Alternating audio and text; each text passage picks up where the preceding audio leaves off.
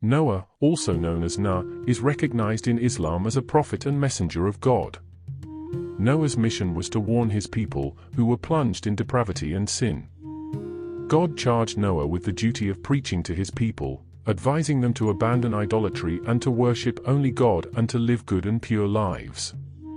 Despite all his efforts, not everyone accepted the divine guidance. Some people made Prophet Nuh's life difficult and drove him away from their valley. As per Islamic text, it is mentioned Satan, who watched on with shrewd eyes, approached the wailing men and women, disguised as a man, whispered into their ears, "If we make statues of these righteous men, it will be more pleasing to us in our worship and will remind us of them." The men agreed, as they perceived no harm in erecting statues of their most pious men. That would surely help them remember Allah and encourage them to do good. Satan had successfully planted his corrupt seed.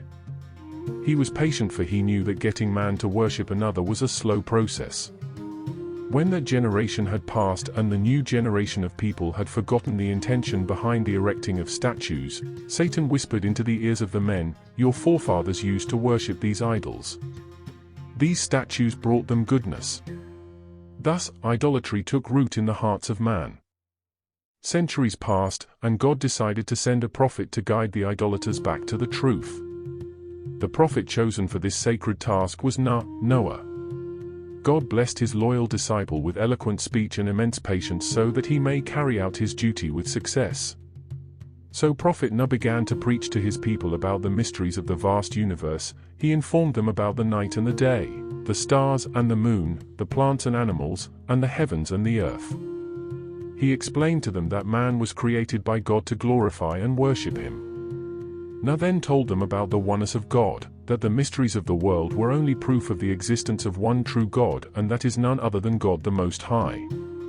He explained to them that Satan had misled them into worshipping idols, and warned them of a terrible punishment from Allah if they continued their idol worship. Despite the continuous mockery and rejection, Prophet Nuh was persistent in calling his people to Islam for 950 years. But every generation that came to existence rejected Nuh as their fathers did. Each child that reached an age of understanding was clearly warned against the teachings of Prophet Nuh. Whenever the prophet approached them, they ran away from him. So Prophet Nuh prayed to God, "O my Lord, they have disobeyed me, and followed one whose wealth and children give them no increase, but only loss. They have plotted a mighty plot. They have said, 'You shall not leave your gods, nor shall you leave Wad, Suwa, Yagut, Ya'uq, nor Nossa, names of the idols. Indeed they have led many astray. O Allah, grant no increase to the disbelievers.'" God soon revealed to Prophet Nuh that no other man from his people would enter Islam thereafter. Sad and frustrated, Prophet Nuh replied to God, "My Lord, leave not one of the disbelievers on the earth. If you leave them, they will mislead your slaves, and they will beget none but wicked disbelievers." Prophet Nuh's prayer was accepted by his Lord. He instructed Prophet Nuh, "And construct the ark under our eyes and with our inspiration, and address me not on behalf of those who did wrong." God then instructed to Nuh that when the oven at his home begins to gush forth water, collect the believers and board the ark, for it was the first sign of the beginning of the floods that would destroy the disbelievers. Not long after, the terrible day dawned as water began gushing forth from the oven at Prophet Nuh's house. Nuh knew it was time to board the ark.